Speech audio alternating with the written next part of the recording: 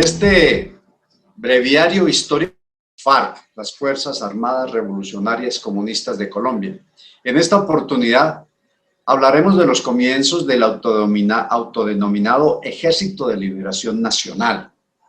Esto empezó por allá en 1963, mientras se desarrollaba todo el drama y la puesta en escena de Marquetalia.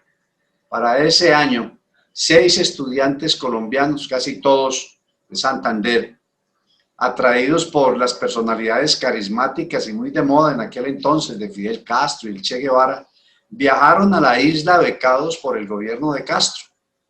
Y en el macizo montañoso de Escambray, allá en la isla, pues se entrenaron en tácticas de guerra, de guerrillas y terrorismo durante unos 6-7 meses. Entonces conforman la Brigada Pro Liberación José Antonio Galán, que sería el núcleo inicial del ELN, y al cual se adhirieron ex militantes de otros grupos armados de aquel entonces en el país, como las FARC, que ya estaban iniciando su larga y desastrosa carrera, el Movimiento Obrero Estudiantil y Campesino MOEC, la Juventud Comunista, por supuesto, suministró varios de sus miembros, la famosa JUCO, y el MRL, el Movimiento Revolucionario Liberal, que lideraba Alfonso López Miquelsen. El cabecilla principal de esta nueva banda armada era Fabio Vázquez Castaño. Él era de una familia quindiana, de Calarcá, quien arrastró a 3 de sus 9 hermanos a esta aventura, a Manuel, Antonio y a Jairo. Este último, Jairo, que era el menor, se desertó tempranamente del proyecto. Muy bien, planearon durante algún tiempo cuál iba a ser su derrotero y realizan la primera incursión armada el 7 de enero de 1965, un poco más o menos 2 años después de su viaje a Cuba. Asaltan a Simacota, un pequeño municipio de Santander, y con 27 guerrilleros asesinan a 3 policías y 2 soldados que estaban allí, asaltan la caja agraria, la droguería y el comercio y la principal distribuidora de cerveza. Se roban un dinero y el jefe de la cuadrilla, Fabio Vázquez, a lomo de un caballo y ondeando la bandera de Colombia, leyó el ideario de su proyecto comunista. Esa es conocida como la toma y el manifiesto de Simacota, que es como el acto inicial del ELN. En febrero de ese mismo año, al mes siguiente, realizaron una segunda toma en contra de Papayal, un caserío que está a orillas del río Lebrija, allá en Santander también. Mientras esto sucedía en Santander y el ELN empezaba su derrotero terrorista, en Bogotá se estaba formando el Frente Unido del Pueblo, una organización política encabezada por el cura Camilo Torres Restrepo, bogotano él, recién llegado de estudiar sociología en la Universidad de la Sorbona, en Francia. En julio de ese año, 1965, se inició la primera purga intestina de este recién creado grupo, algo que ha sido característico a lo largo de su historia. En ese entonces asesinaron en una clínica en Bucaramanga, donde estaba recluido, a Florentino Amaya, que era un guerrillero que había desertado hacía poco del grupo. Eso fue en julio del 65. El 17 de agosto, al mes siguiente de ese mismo año 65, el ELN comienza los ataques contra la infraestructura petrolera en inmediaciones de Barrancabermeja, y que esto sería algo que lo caracterizaría, porque desde entonces las voladoras de oleoducto han producido la caracterización del ELN, pero además grandes pérdidas económicas, además de gravísimos daños ambientales. A finales de ese año de 1965, el cura Camilo Torres, el que había fundado este Frente Unido del Pueblo en Bogotá, que era catedrático de la Universidad Nacional y gran promotor de la teología de la liberación, se une a la banda dirigida por los hermanos Vázquez Castaño.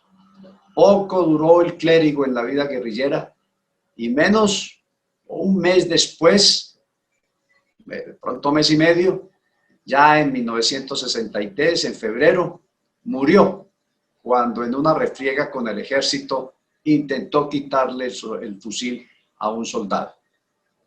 En los años siguientes, el ELN, continuando con su tradición de purgas tipo Stalin, ejecutó a varios de sus dirigentes, a Víctor Medina Morón, a Julio César Cortés Cortés y a Heliodoro Ochoa.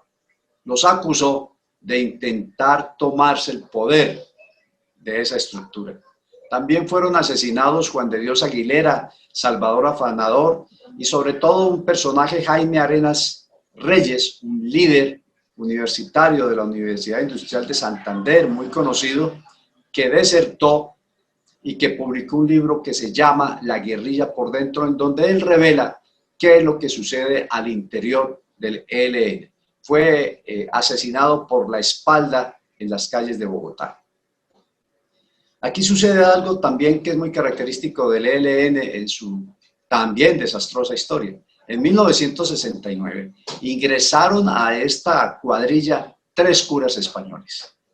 El aragonés Manuel Pérez Martínez, alias Poliarco, quien hacía vida marital con una monja y que fue años después excomulgado por el Vaticano cuando ordenó el asesinato del obispo del departamento de Arauca.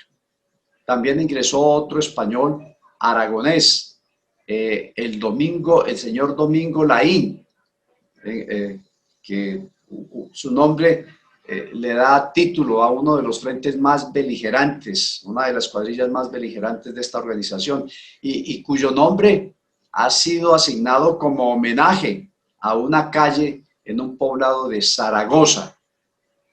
Otro que entró español, sacerdote José Antonio Jiménez Comín. Además hubo otros sacerdotes colombianos que apoyaron al movimiento, especialmente desde la ciudad, desde Bogotá, Bucaramanga, Cali, como Aurentino Rueda, José Antonio Jiménez, Diego Cristóbal Uribe y Bernardo López Arroyave. Bien interesante la cantidad de sacerdotes que se integraron a este movimiento, todos embaucados por la teología de la liberación que en Colombia promovía Monseñor Gerardo Valencia Caño. Por estas calendas ingresa al movimiento con solo 14 años de edad Nicolás Rodríguez Bautista, alias Gavino, que es el actual cabecilla principal de esa banda. Imagínense pues, este hombre entró desde los 14 años y hoy en día sigue de jefe de la cuadrilla. Ha hecho carrera toda su vida en esta organización.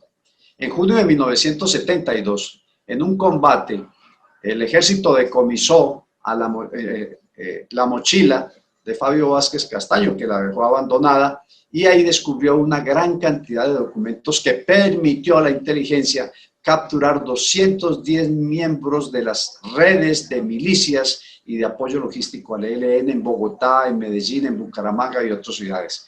En la quinta brigada en Bucaramanga, bajo el mando del entonces coronel Ramón Arturo Rincón Quiñones, que años más tarde, siendo general, sería asesinado en Bogotá por el ELN. Bajo la dirección de él, se arreciaron las operaciones en contra de este grupo con toda esa información que se obtuvo, y en los primeros meses de 1973 obligó a que este grupo se desplazara desde Santander y se concentrara en el margen occidental del río Magdalena, en el nordeste del departamento de Antioquia, y dejó solo un pequeño grupo allá en Santander. Y aquí es donde empieza a desarrollarse la historia que nos interesa en el día de hoy. Durante 1972, el ELN ejecutó una serie de acciones armadas en este nuevo escenario, en este nuevo terreno. En enero se tomó la población de San Pablo en Bolívar, secuestró a varias policías y civiles y asesinó a 2 soldados. El 16 de ese mismo mes asaltaron el municipio de Remedios, aquí en Antioquia.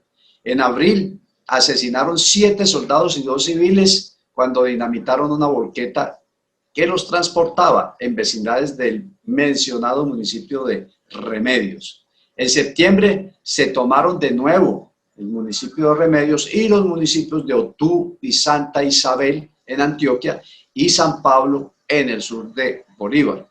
Ahí asesinaron al capitán Obdulio Niño del ejército, un suboficial y 2 soldados.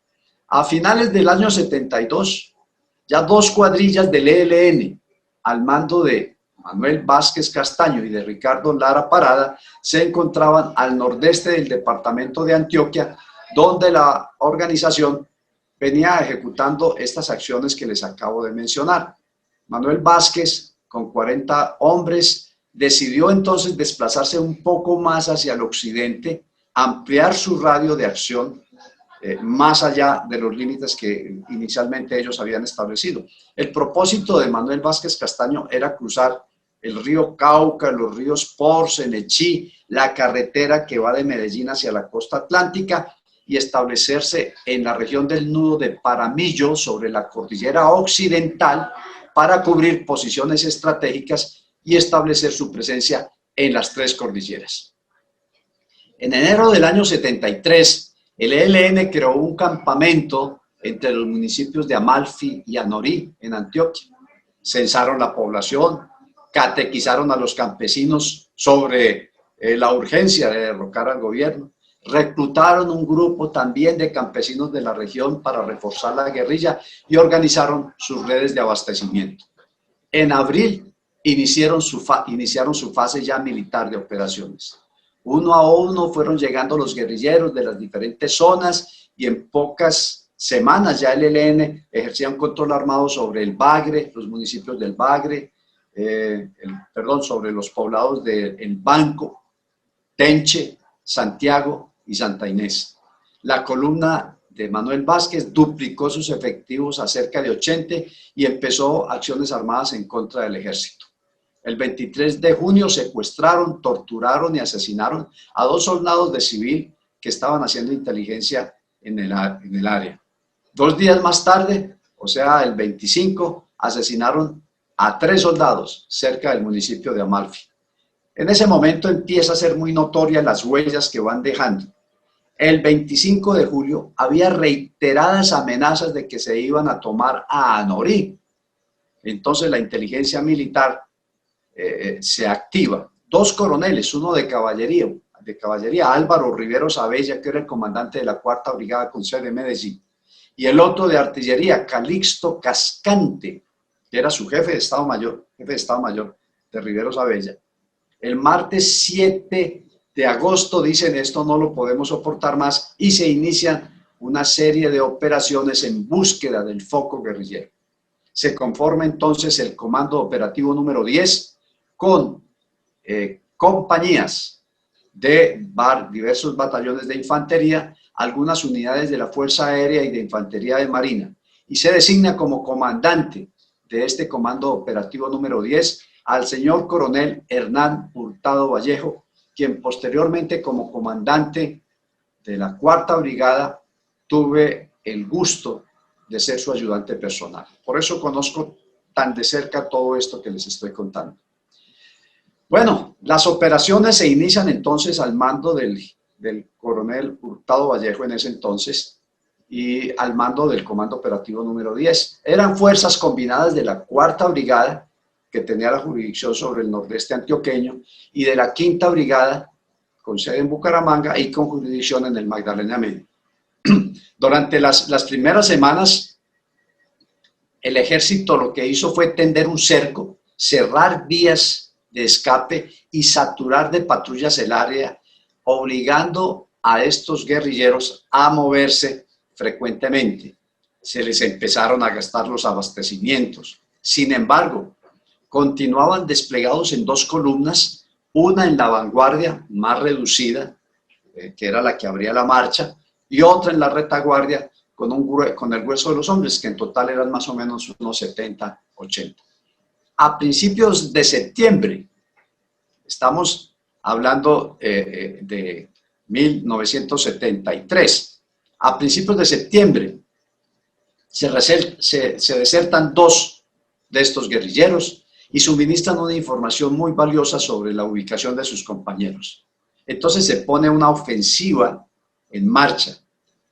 Desafortunadamente, con el arranque de esta ofensiva del Comando Operativo número 10, se hunde una lancha cerca de Zaragoza, en Antioquia, y allí perecen 14 soldados del batallón RU. Y se pierden los fusiles, además. Bueno, a pesar de este incidente fortuito y desgraciado, la operación continúa y los campesinos empiezan a colaborarle al ejército y a negarle su apoyo al ELN.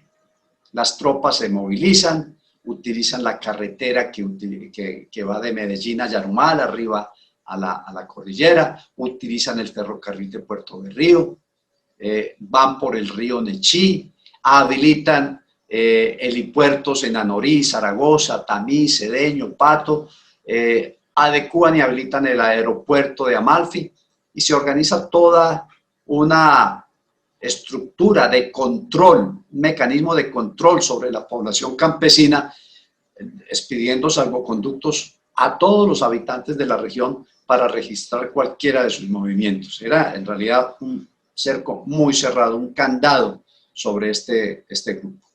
Con los medios helicoportados disponibles y unidades de infantería marina, se bloquearon los ríos Nechí y Porce, y esto sería muy importante para el desenlace de esta historia. Y las tropas de infantería y de contraguerrilla de los batallones Colombia, RUC, Rifles, Bomboná, Pichincha, Ayacucho, Ricaurte y Bogotá, todos estos batallones aportaron una unidad a esta operación, lograron cercar la columna guerrillera. Entonces cerca de 80 guerrilleros del ELN quedaron atrapados en medio de los ríos Nechí y Porce, que estaban bloqueados, que además son unos ríos con unas aguas muy caudalosas. En plena época invernal, mientras avanza la operación época de lluvias, los guerrilleros necesitaban la colaboración de los campesinos para conocer los pasos de vadeo de estos ríos, pero los campesinos no les ayudan. De hecho, ellos ejecutaron a varios de los campesinos por negarles su ayuda, lo cual contribuyó, lo cual contribuyó a que pues, los campesinos se alejaran mucho más de ellos. El 6 de septiembre es detenido el sacerdote Zavala, que era uno de los cabecillas de esa intentona de tomarse a Anorí que les mencioné hace un momento. El 11 de ese mes, las tropas sorprenden a un grupo que acampaba a orillas de la quebrada, de una quebrada no muy conocida, da de baja a 3 terroristas y pone a correr a los demás. El 21, de nuevo el ejército embosca a otro grupo, da de baja a 6 insurgentes y captura 10. En los días siguientes se entregan varios campesinos que habían sido reclutados por el ELN recientemente. Uno a uno, en los hostigamientos que siguen, en las emboscadas, puestos de control, van cayendo todos estos guerrilleros. Para mediados de octubre ya se habían dado de baja cerca de 60 de estos guerrilleros. Se habían neutralizado unos 30 y capturado más o menos otros 30, para un total de 60 bajas. El 5 de septiembre, soldados del Batallón Colombia capturaron en el casco urbano de Anorí a Gabriel y Nobor Sepúlveda, hermanos. Estos hermanos, que eran desertores del grupo de Vázquez Castaño, le confirman al ejército que Vázquez Castaño y su grupo iban en dirección a la quebrada La Usura. A partir de ahí, las tropas del comando operativo afinan su cerco, se ponen como perro de presa detrás de ellos y no le vuelven a perder el rastro. El 1 de octubre, unos campesinos dieron aviso a las tropas del batallón Bomboná sobre la presencia de un extraño en una finca que enfrenta al ejército y muere. Ese era alias Tito, el estafeta de Fabio Vázquez Castaño. A las 14:30 del día siguiente, 2 de octubre, los campesinos de la vereda Santa Inés confirman al ejército el paso de Manuel Vázquez alias Emiliano, y de su hermano Antonio, alias Jerónimo. 13 días después de esta información, los guerrilleros alias Faber y alias Wilson son capturados por el ejército e informan que únicamente de todo el grupo están vivos los hermanos Vázquez Castaño, acompañados por Lucía, alias Lucía, por alias Rocío, por alias Heriberto y por alias el tío Efrén. Eso era todo lo que quedaba. El 16, en combate, es dado de baja alias Heriberto. 24 horas más tarde, alias Rocío se entrega y el tío Efrén es dado de baja al enfrentar las tropas del batallón Pichincha a los siguientes días. Solo sobrevivían entonces para aquel entonces los hermanos Vázquez Castaño y Lucía González, la compañera de Fabio. Ellos logran cruzar el río Nechí y penetran en la finca El Infierno para intentar el cruce de las torrentosas aguas del río Porce e internarse en la espesa selva que se alza al otro lado, la otra orilla. Sobre el mediodía fueron detectados en la finca El Astillero. El ejército inicia el combate, que dura unos 40 minutos, al final de los cuales ambos cabecillas y la mujer son abatidos a orillas del río Porce. Allí cae también el sargento Miguel Ángel Saavedra del batallón RUC. 2 días después, el ejército da de baja al sacerdote español Domingo Laín y prácticamente se acaba el ELN. Habían sido poco más de 2 meses de acecho y acoso en las montañas y selvas del municipio antioqueño de Anorí. Otros 33 guerrilleros más también murieron, incluyendo 5 mujeres, 30 cayeron capturados. El ejército eliminó una columna de 80 guerrilleros más o menos, que era más de 1/3 de la fuerza total del ELN. Fabio Vázquez, el hermano mayor, el iniciador de toda esta aventura, logró escapar de la encerrona del ejército.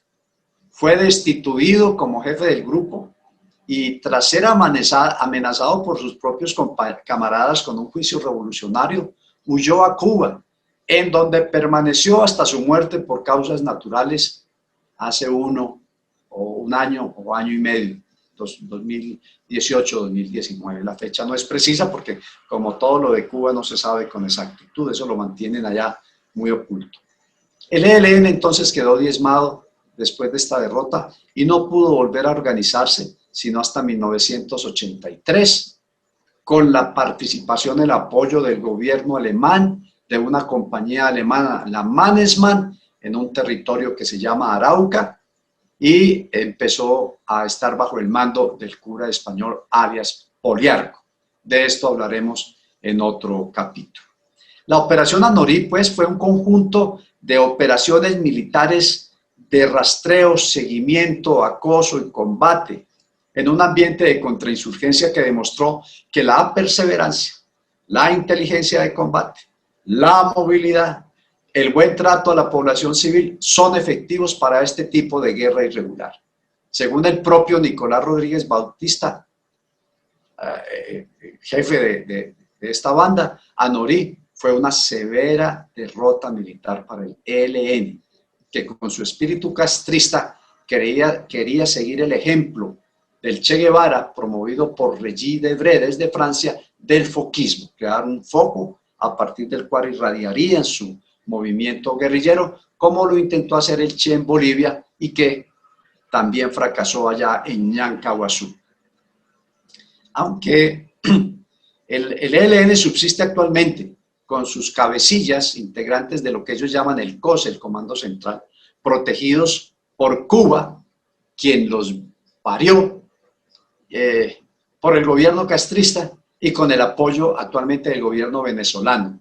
Mientras tanto, algunas cuadrillas, como la que dirige Arias Pablito, pues sigue asesinando campesinos, atacando la fuerza pública, dedicado al narcotráfico y atentando contra los oleoductos del país. De eso vamos a hablar en otro capítulo. Aunque el ELN ha demostrado una gran capacidad de resiliencia, de recuperación, continúa hoy en día, 2020, septiembre, que estamos grabando esto, tan intransigentes, radicales e impopulares como en 1973. Noten ustedes cómo les narré de qué manera los campesinos de la región le fueron negando su apoyo y fueron apoyando al ejército, lo que permitió finalmente su derrota militar. Según las más recientes encuestas, el ELN tiene una escasa y pobre simpatía en la opinión pública del 2%. Bueno, amigos, no quisiera irme sin antes sacar unas rápidas conclusiones de este episodio de nuestra historia militar colombiana. La primera conclusión que yo sacaría es que la operación Anorí contra el ELN es un exitoso ejemplo de planeamiento estratégico y maniobra táctica de contraguerrillas en un ambiente de guerra irregular. Yo resaltaría que fue esta serie de operaciones fueron conducidas con habilidad y un admirable liderazgo del entonces coronel Hernán Hurtado Vallejo, ya fallecido, quien hizo gala de un extraordinario don de gentes que permitió que la ciudadanía, los campesinos se aproximaran al ejército. Caballerosidad frente a los derrotados, un tipo que respetó mucho los derechos humanos de todos aquellos que se entregaron o que en medio del combate caían heridos. Además de un gran espíritu profesional que enorgullece a nuestro Ejército Nacional. El buen trato a la comunidad, la permanente comunicación con ella, la comprensión de las dinámicas sociales locales y regionales rindieron sus frutos gracias a esta concepción del general Hurtado Vallejo. Concepción y práctica, ¿no? Bueno, el ELN, quiero terminar diciendo esto, ha iniciado y nunca ha terminado procesos de paz con los presidentes Julio César Turbay, Virgilio Barco, Belisario Betancur, con César Gaviria de Caracas y México, con Ernesto Samper, el hombre del famoso caso 8000, el dinero del cartel de Cali en su campaña. Con él estuvieron hablando en Maguncia, en Alemania, y esto fue apoyado por el obispado de ese país, con el presidente Andrés Pastrana, con el presidente Álvaro Uribe, con el presidente Santos, que desafortunadamente lo descuidó y permitió, gracias al narcotráfico, que creciera a los niveles que tiene hoy en día, y con Iván Duque, que le ha puesto unas serias condiciones para que pueda haber un diálogo con ellos, después de lo que hicieron. El ELN es considerado un grupo terrorista en Estados Unidos y Europa. Está señalado con pruebas documentales y testimoniales suficientemente amplias del reclutamiento forzoso de niños, secuestro de civiles, graves daños ecológicos, instalación de minas antipersonas, masacres como la de Machuca y ataques terroristas como el último, el de la Escuela General Santander, en enero del año pasado, 19, que dejó nada menos que 23 estudiantes asesinados y más de 200 heridos. Bueno, en próximas oportunidades hablaremos sobre este grupo narcoterrorista colombo-venezolano y cómo se pinta el futuro para ellos. Muchas gracias por acompañarnos en estos minutos de historia militar colombiana.